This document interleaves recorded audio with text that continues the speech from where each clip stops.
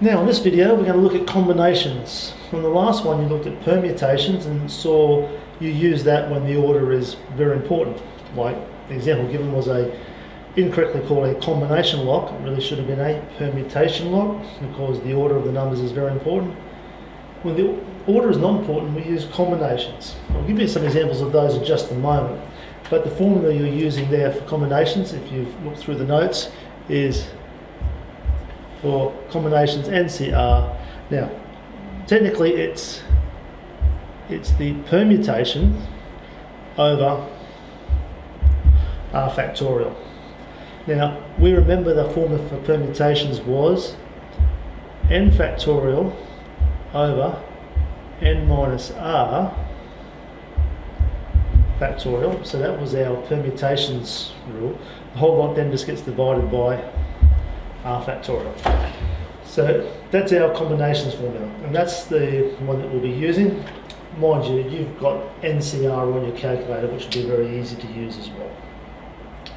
I'll be doing both in this video. The first one I'll be just using this particular formula to show a nice easy solution. Everything else is just going to be calculator based. Now, the type of problems you're going to have. First one, let's say you had a committee. You had a committee of 5 people. A committee of 5 people chosen from 20. So the number of ways that can be chosen is you're choosing the 20 people. From 20 you're choosing 5, so that's going to be 20 factorial over r factorial, so 5 factorial, then subtract them, 20 take 5 is 15 factorial. That's the number of ways that you can choose them.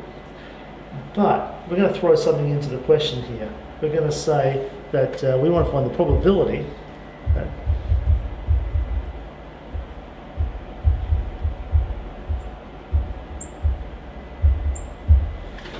we're going to say, what is the probability that these 2 people, Aaron and John, are going to be part of this committee? Now, since Aaron and John have to be in there, they automatically fill 2 of the available 5 spaces. So the other 3 spaces are filled by the other 18 people.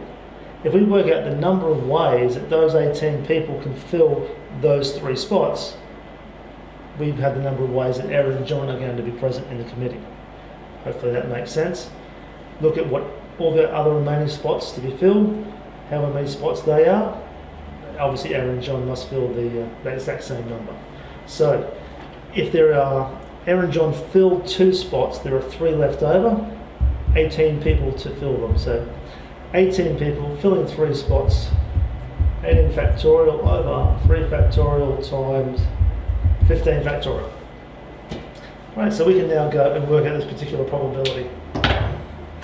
So probability that Aaron and John are going to be part of it will be the number of ways that Aaron and John can be chosen. We've just done that here.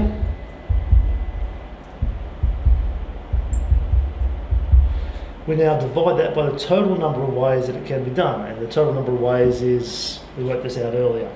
So we'll divide this by this. I'm just going to jump straight to the next line. Dividing by a fraction is the same as multiplying by the reciprocal. So if I multiply that by 5 factorial or 15 factorial on the top, 20 factorial on the bottom. Now you don't need to do this, I'm just doing this for a little bit of fun to show that it can be done quite easily. You could just be typing these values into your calculator. So from here, the 15 factorials would cancel out. So 18 down to 1 there would cancel 18 down to 1 there, just leaving 20 times 19. The 3 down to 1 there cancels the 3 down to 1 there, just leaving 5 times 4. 5 times 4 is 20, cancels that 20. So the final solution is 1/19. So we therefore need to give an answer in English. So probability Aaron and John on the committee is 1/19. So there's our problem 1 to do with combinations. Give me a moment while I clear the board and I'll put problem number 2 up. Now here's our second example. You've got a bag of marbles in there, you have 5 red ones, 3 green ones, 4 yellow ones. And you want to find the probability that if you chose 4 of them, you'd have 2 reds and 2 yellows. Once again, it's same as normal probability. How many ways you can get what you want divided by how many ways there are in total. So to get what we want, first of all, there are 2 reds, 5 to choose from. So from the 5 you need to choose 2. From the yellows there are 4 of them and we need to choose 2. Times them together and we've got the total number of ways of choosing 2 red and 2 yellows. To that we now need to divide that by the total number of ways that we can actually choose 4 marbles. So there are 12 altogether, and from the 12 we want to choose 4 of them.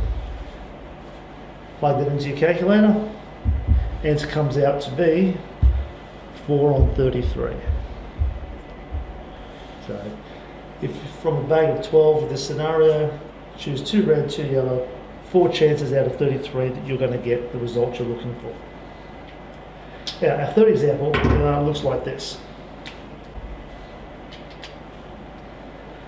Probability that you're dealt a flush. This is talking about a game of cards. So you've got a standard deck of 52 cards, shuffled, and you get dealt out 5 cards. Now, a flush is considered to be all 5 cards of the same suit.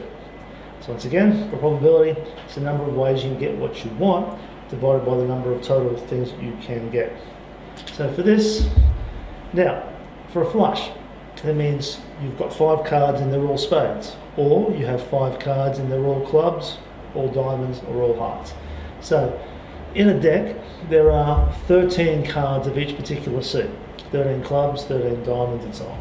From those 13, you want to choose 5. So that would be all the clubs. But since there are 4 suits, that will happen 4 times. So that's the number of ways that you can be dealt 5 cards that are the same colour, or the same suit. So we now want to work out how many ways you can be dealt 5 cards. Well, there are 52 cards in the deck and you want to choose 5 of them. Plug that into calculator and you'll get an answer that's approximately that. So the chance of you being dealt a flush is pretty darn small. It's getting close to 0.2%. Pretty small chance. So if you ever get a flush playing poker, bet big. So they're your combination type questions and you're going to have a bit of practice working on those now. So best of luck with them.